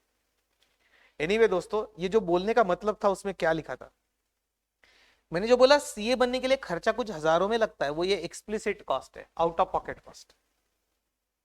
ये एक्सप्लिसिट कॉस्ट है, आउट ऑफ पॉकेट कॉस्ट, जो खर्चा हजारों में लगता है वो बोला मैंने। लेकिन ये जो बाकी अपॉर्चुनिटी मिस होती है आपकी सीए करते समय, जो बाकी समय लगता है, उसकी कॉस्ट यदि पकड़ोगे तो जो मैंने बोला जवानी पूरी लग जाती है, वो ये इम्प्लिसिट कॉस्ट है दोस्तों। अब आप किसी को भी जब बोलेंगे कि सीए करने में बहुत कम खर्चा लगता है, यानी आप कौन से खर्चे की बात करते हैं, आप एक्सप्लिसिट कॉस्ट की सिर्फ बात करते हैं, आउट ऑफ पॉकेट जो खर्चा लगने वाला है या एक्चुअल कॉस्ट जो लगने वाली है, आप उसकी बात करते हैं। और इसीलिए लोग बोलते हैं सीए से सस्ता और अच्छा कोर्स नहीं है।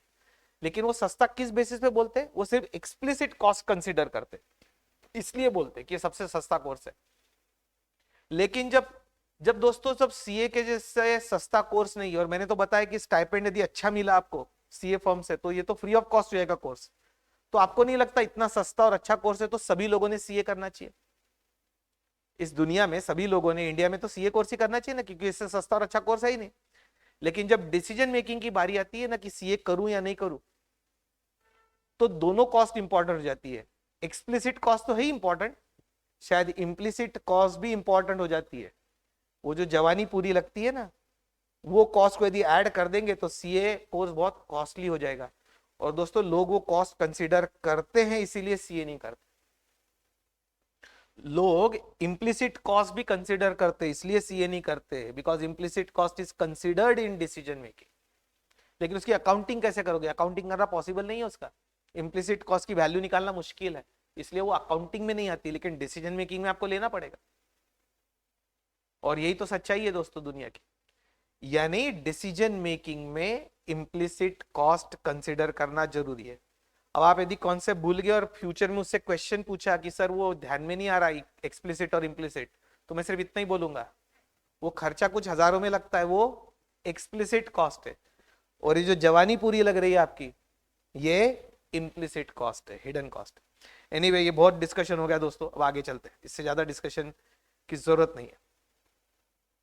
एक रिस्पॉन्सिबिलिटी सेंटर नाम की कॉन्सेप्ट है दोस्तों, रिस्पॉन्सिबिलिटी सेंटर, जो पेज नंबर 7 पे प्रिंटेड, राइट, पेज नंबर 7 पे टॉप में प्रिंटेड है। रिस्पॉन्सिबिलिटी सेंटर्स मिला, पेज 7 टॉप पे, वेरियस कॉस्ट कॉन्सेप्ट्स के नीचे रिस्पॉन्सिबिलिटी सेंटर। अब हम कुछ बची हुई कॉस्ट कॉन्सेप्ट्स भी देख रहे हैं, उसमें से मैं पहली ले रहा हूं रिस्पॉन्सिबिलिटी सेंटर। जरा ध्यान देना, these are 4 types of responsibility centres. उसका एक्सप्लेनेशन प्रिंटेड है आपके नोट्स में, पेज नंबर 7 पे प्रिंटेड है, don't worry. There are 4 types of responsibility centres, उनके नाम समझ लो पहले। Cost centre, revenue centre, profit centre और इन्वेस्टमेंट सेंटर। ये नाम है, फिर इसको डिस्कस करें। Cost centre, revenue centre, profit centre and investment centre, these are 4 types of responsibility centres. यानी क्या? तो दोस्तों ऑर्गेनाइजेशन में अलग अलग टाइप के डिपार्टमेंट्स रहते हैं ना, डिपार्टमेंट्स या डिविजन्स। वो डिपार्टमेंट्स या डिवीजन को ही दूसरी लैंग्वेज में, कॉस्टिंग लैंग्वेज में रिस्पॉन्सिबिलिटी सेंटर भी बोलते हैं। जिससे ऑर्गेनाइजेशन में डिपार्टमेंट ए है, डिपार्टमेंट बी है, डिपार्टमेंट सी, डी, ई, अलग अलग डिपार्टमेंट्स है। कोई प्रोडक्शन डिपार्टमेंट है, कोई सेल्स डिपार्टमेंट है, कुछ परचेस डिपार्टमेंट है, कुछ स्टोर्स डिपार्टमेंट है, अकाउंट्स डिपार्टमेंट है, बराबर। तो अलग अलग डिपार्टमेंट को ही कॉस्टिंग में क्या बुलाते हैं? Responsibility centre. अब क्यों ऐसा बुलाते हैं रिस्पॉन्सिबिलिटी सेंटर?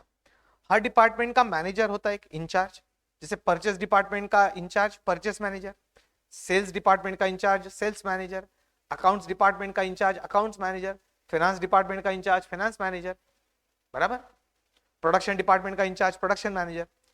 तो ये जो उस डिपार्टमेंट का इंचार्ज होता है, वो incharge is a responsible person, और उसकी कुछ रिस्पॉन्सिबिलिटी होती है, रिस्पॉन्सिबिलिटी टुवर्ड्स परफॉर्मेंस। उसको कुछ परफॉर्मेंस देना है ऑर्गेनाइजेशन को, कि मेरे डिपार्टमेंट का ये परफॉर्मेंस रहा। उसका परफॉर्मेंस आप जज कैसे करेंगे कि ही इज परफॉर्मिंग बेटर और not, he is doing well और नॉट। तो उसकी जो जिम्मेदारी है, वो जिम्मेदारी यदि वो ठीक तरीके से निभा रहा है, यानी उसका परफॉर्मेंस अच्छा है, और यदि वो जिम्मेदारी ठीक तरीके से नहीं निभा रहा है, यानी उसका परफॉर्मेंस खराब है। ये जिम्मेदारी यानी रिस्पॉन्सिबिलिटी आपको डिफाइन करना है। अब मैं दोस्तों एक एक सेंटर डिस्कस करता हूं। जिस सेंटर की रिस्पॉन्सिबिलिटी कॉस्ट पे कंट्रोल रखने की है, उस डिपार्टमेंट को कॉस्टिंग में बुलाते हैं कॉस्ट सेंटर। जिस डिपार्टमेंट की जिम्मेदारी कॉस्ट पे कंट्रोल रखना, बस इतनी है, उस डिपार्टमेंट को हम बुलाते हैं कॉस्ट सेंटर। तो उस डिपार्टमेंट का जो इंचार्ज है, उसका परफॉर्मेंस आप कैसे जज करेंगे? ये परफॉर्मेंस इवैल्यूएशन के लिए लगता है दोस्तों। ये रिस्पॉन्सिबिलिटी सेंटर कॉन्सेप्ट परफॉर्मेंस को जज करने के लिए लगती है, जिसको हम बोलते हैं परफॉर्मेंस इवैल्यूएशन। तो उसकी जिम्मेदारी है कॉस्ट बेस्ड, यानी आप उसकी बजटेड कॉस्ट और एक्चुअल कॉस्ट कंपेयर करेंगे कि भाई कितना खर्चा तेरे डिपार्टमेंट में लगना चाहिए था और कितना लगा। So when your criteria to compare the performance is budgeted और estimated cost versus actual cost, जब ये पैरामीटर से आप उसका परफॉर्मेंस जज करेंगे, यानी ही आप उसको कॉस्ट सेंटर ट्रीट करेंगे।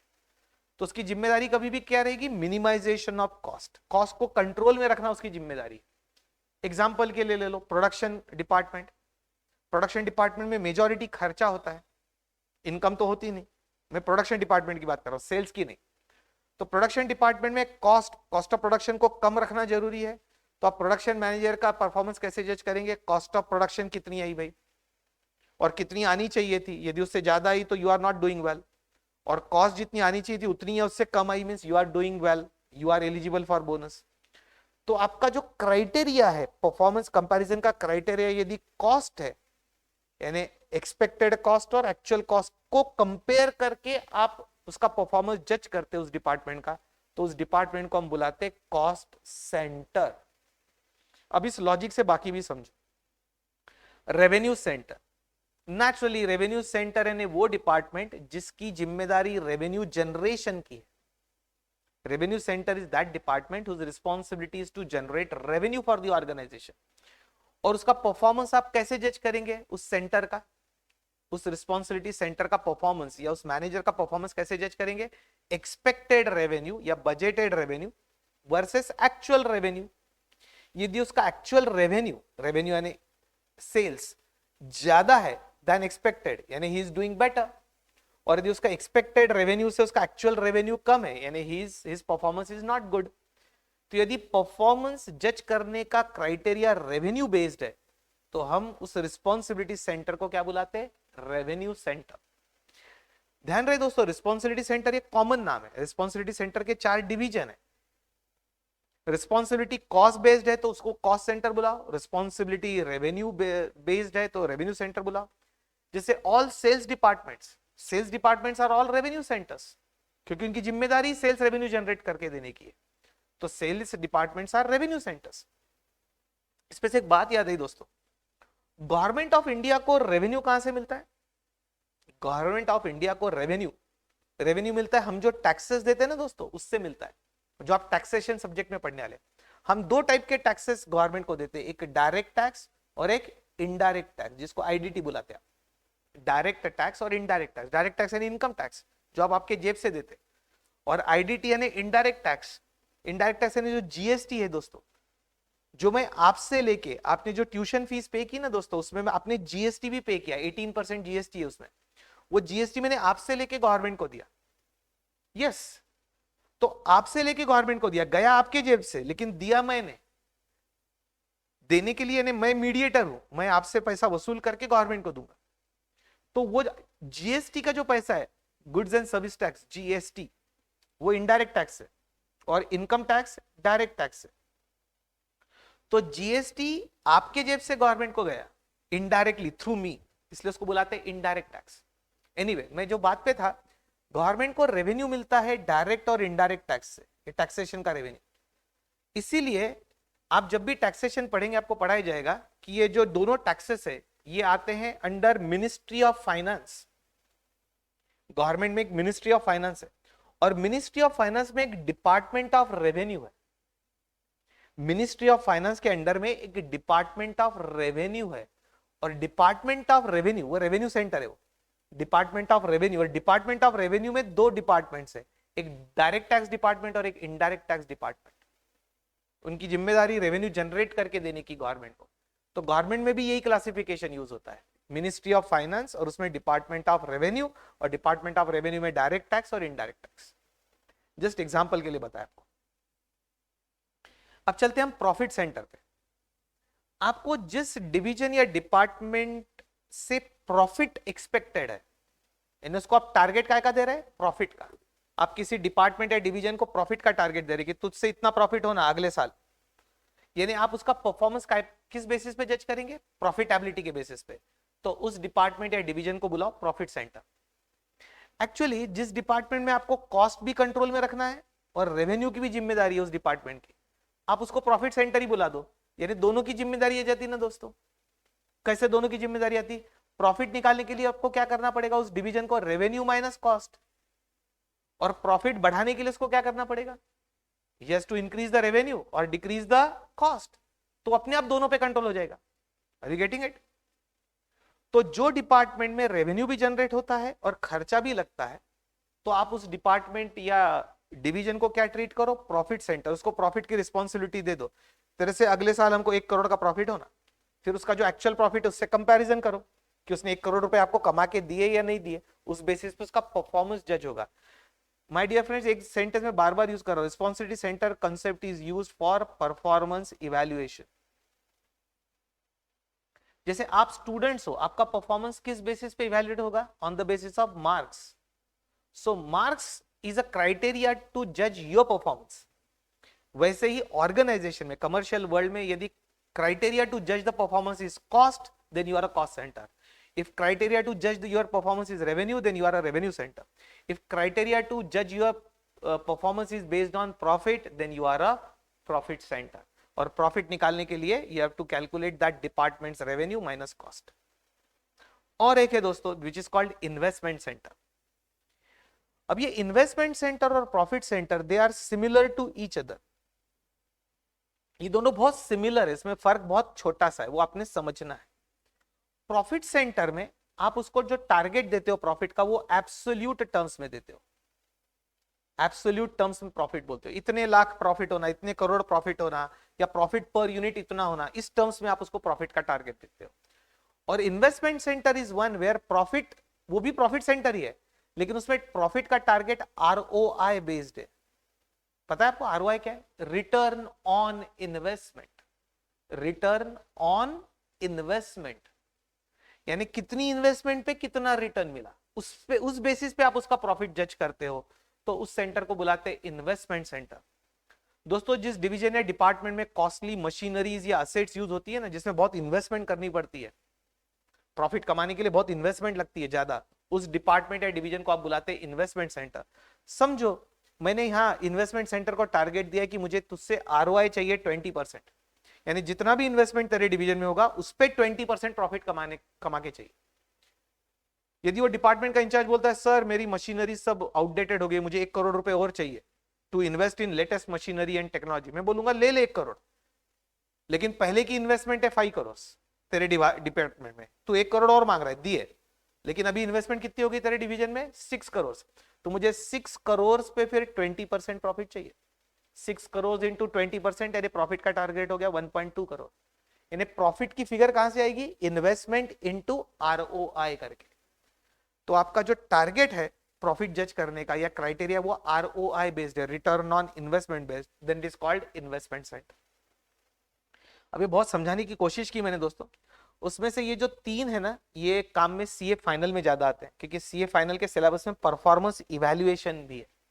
मैंने नाम बताया था, सीए फाइनल कॉस्टिंग के सिलेबस का नाम है strategic cost management and performance evaluation, ये नाम है सीए फाइनल सिलेबस का, कॉस्टिंग के सिलेबस का, strategic cost management and performance evaluation. तो जो परफॉर्मेंस इवैल्यूएशन है ना, वहां ये सब रिस्पॉन्सिबिलिटी सेंटर्स लगते हैं।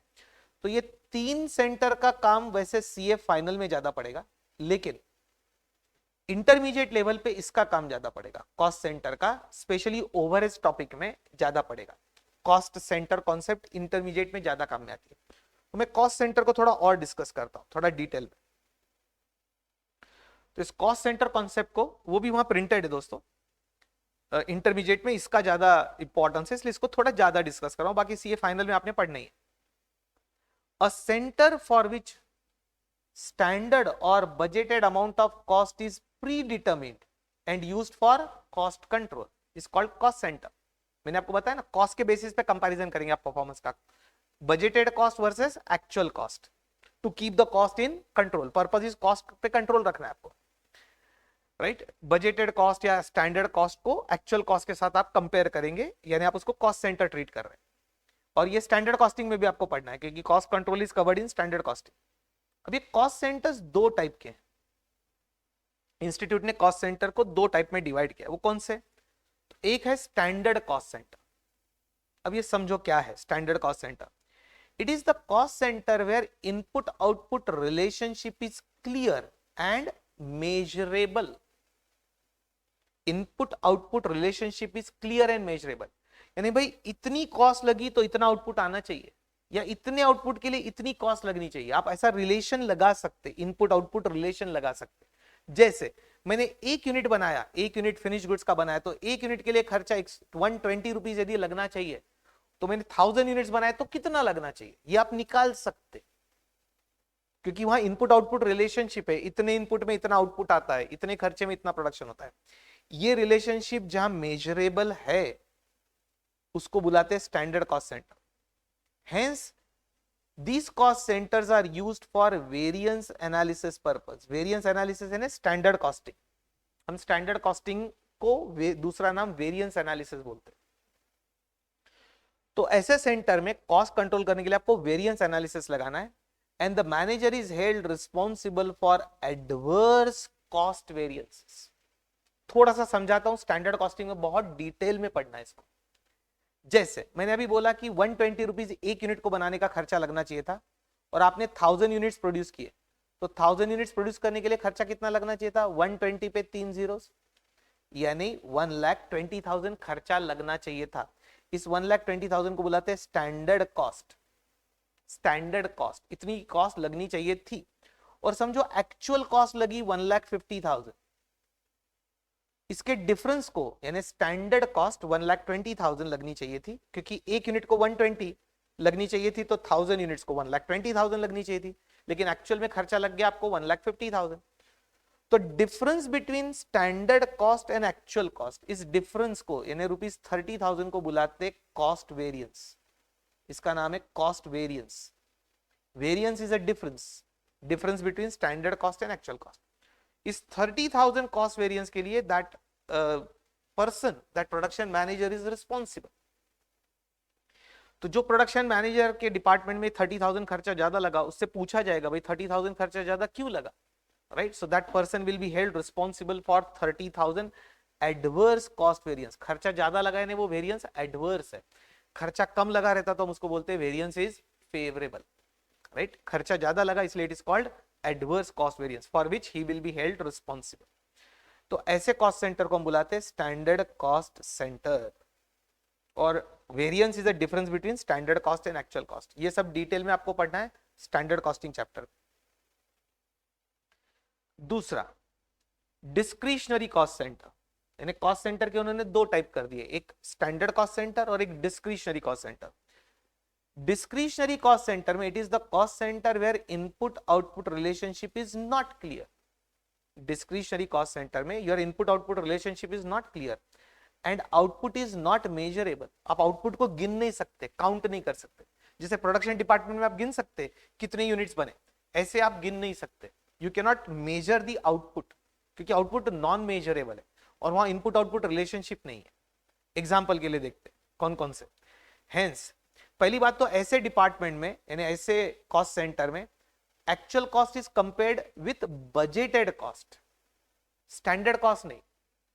स्टैंडर्ड कॉस्ट सेंटर में standard cost is compared with actual cost और डिस्क्रिशनरी कॉस्ट सेंटर में actual cost is compared with budgeted cost. दोस्तों बजटेड कॉस्ट और स्टैंडर्ड कॉस्ट में फर्क है, ये हम स्टैंडर्ड कॉस्टिंग में और पढ़ेंगे, अभी के आप समझ नहीं पाएंगे इस स्टेज पे. तो there is a difference between standard cost and budgeted cost.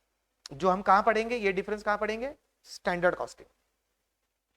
अब जहां पर आउटपुट मेजरेबल नहीं है तो ऐसे डिपार्टमेंट या डिवीजन के लिए आपको कॉस्ट का बजट बनाना पड़ता है कि फ्यूचर पीरियड में इतना खर्चा लगना चाहिए और उस बजटेड कॉस्ट से आप क्या कंपेयर करेंगे, एक्चुअल कॉस्ट, और उस बेसिस पे परफॉर्मेंस जज करेंगे. Then it will become discretionary cost centre, right? उसके एग्जांपल ले लो. डिस्क्रिशनरी कॉस्ट सेंटर में research and development department, advertisement department, आपका अकाउंट्स या फाइनेंस डिपार्टमेंट, क्योंकि ये डिपार्टमेंट का आउटपुट मेजरेबल नहीं है, right? Output is not measurable.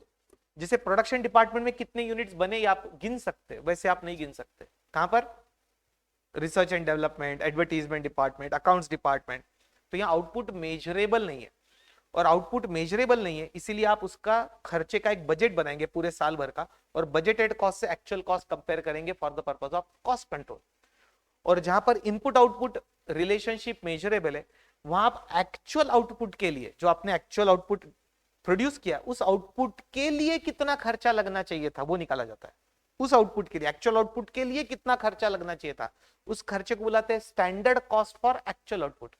और उस स्टैंडर्ड कॉस्ट से फिर एक्चुअल कॉस्ट कंपेयर करके उसका परफॉर्मेंस जज करते हैं.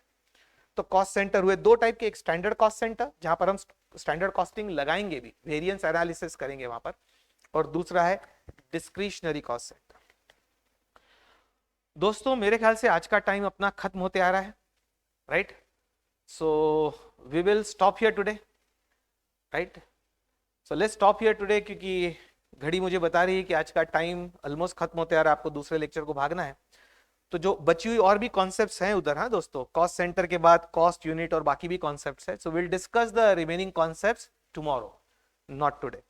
तो हमारा कल डिस्कशन और कंटिन्यू होगा ऐसा लग रहा है, और tomorrow will try to complete the theoretical discussion. Tomorrow will try to complete the theoretical discussion so that we can solve some MCQs. So let's stop here, my dear friends, today. See you tomorrow. Okay, bye bye.